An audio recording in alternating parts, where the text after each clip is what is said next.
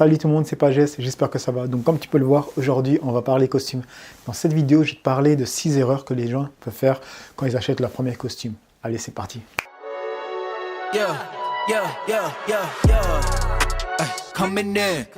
Donc on va parler costume. Et le costume, mine de rien, c'est le vêtement qui donne vraiment de l'assurance quand il est de bonne qualité et qu'il est bien coupé.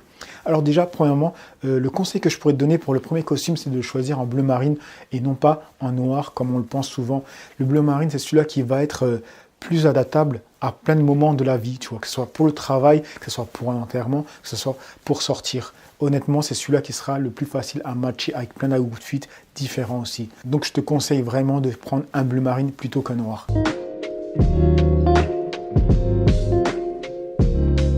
Donc on commence avec la première erreur que les personnes peuvent faire quand ils achètent leur premier costume. C'est de ne pas retirer le croisillon. Le croisillon, c'est quoi? C'est le point de croix qui tient en fait les fentes. Ça dépend du costume. Quand c'est un costume style italien, c'est une fente au milieu. Et quand c'est un style anglais, il y aura 2 fentes. Alors ces fentes-là, elles découlent d'où? À l'époque où quand tu portais un costume, c'était plus un uniforme. Et du coup, les gens étaient des cavaliers. Donc c'était pour pouvoir, quand tu t'assois, ça soit plus simple que le costume se plie, tu vois.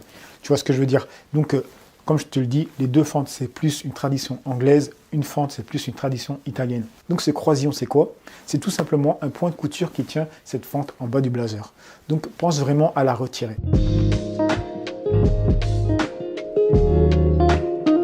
Cette deuxième erreur, c'est d'ouvrir les poches. Je vais m'expliquer. En fait, quand tu achètes un costume, souvent, il est fermé, même tout le temps, il est fermé par des coutures. Et en fait, ces coutures, même moi, à l'époque, je pensais devoir les ouvrir pour pouvoir utiliser la poche. Alors que non, il ne faut pas. Pourquoi? Parce que ton costume, il rendra bien quand il va tomber droit, lisse. Quand tu mets des choses dans ton blazer, en tout cas sur les poches extérieures, ça ne va pas le rendre nickel. Ça va déformer ton costume, ça ne va pas te rendre une silhouette esthétique. Il y a des poches intérieures qui sont faites pour ça, donc utilise-les. Moi, je me rappelle qu'à l'époque, je m'amusais à ouvrir les poches. Franchement, je ne le fais plus. Quand tu as un costume, je te conseille de vraiment laisser ces poches-là fermées par le point de couture.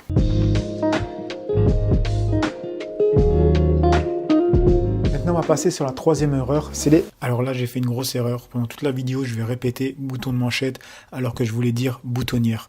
Donc, excusez-moi pour cette erreur.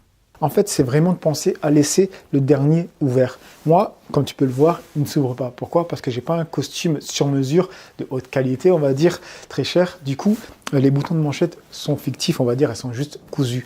Mais si tu en as un de très bonne qualité, laisse toujours un bouton ouvert. C'est comme ton blazer. Ton blazer ne le ferme pas complètement, laisse toujours un bouton ouvert, ça sera toujours plus esthétique. Mais j'espère qu'un jour, j'aurai quand même un costume de haute qualité sur mesure.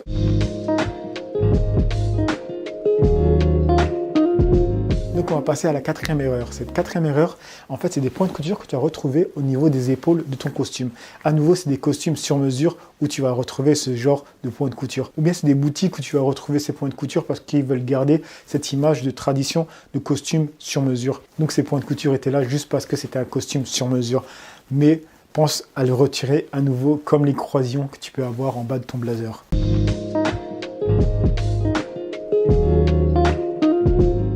On va passer sur la cinquième erreur. Cette cinquième erreur, c'est de ne pas choisir le bon cintre pour ton blazer.